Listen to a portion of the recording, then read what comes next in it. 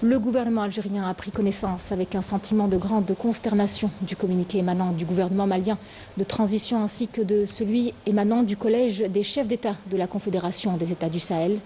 Par son communiqué, le gouvernement de transition au Mali porte de graves accusations contre l'Algérie.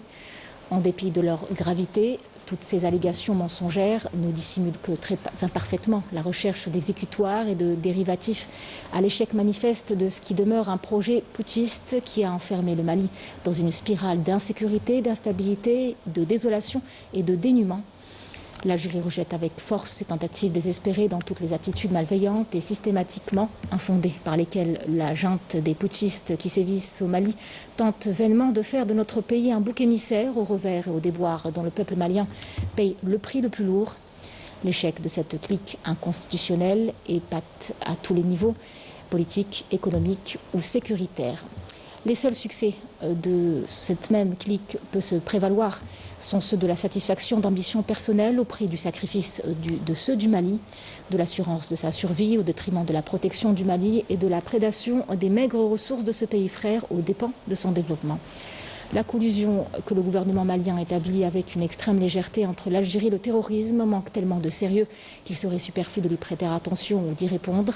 En effet, la crédibilité, l'engagement et la détermination de l'Algérie dans la lutte contre le terrorisme n'ont besoin ni d'être justifiés ni d'être établis.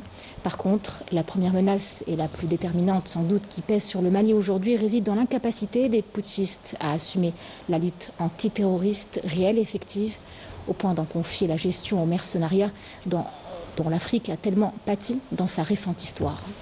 La destruction par les forces algériennes de défense aérienne du territoire d'un drone malien a fait immédiatement l'objet d'un communiqué officiel du ministère de la Défense nationale. Le gouvernement algérien maintient les termes de ce communiqué et tient à ajouter ce qui suit. Premièrement, toutes les données se rapportant à cet incident sont disponibles dans la banque de données du ministère algérien de la Défense nationale, en particulier les images radars qui établissent clairement la violation de l'espace aérien de l'Algérie. Deuxièmement, il ne s'agit pas de la première violation par un drone malien de l'espace aérien de l'Algérie, mais bien de la troisième en l'espace de seulement quelques mois. Les deux premières violations sont intervenues respectivement le 27 août dernier et le 29 décembre dernier. Toutes les données se rapportant à ces violations sont disponibles dans la banque de données du ministère de la Défense nationale. Et puis troisièmement, s'agissant de l'incident intervenu dans la nuit du 31 mars au 1er avril dernier, toutes les données disponibles dans la banque de données du ministère algérien de la Défense nationale, y compris les images radars, établissent qu'il y a eu violation de l'espace aérien de l'Algérie à minuit, 8 minutes, sur une distance d'1,6 km.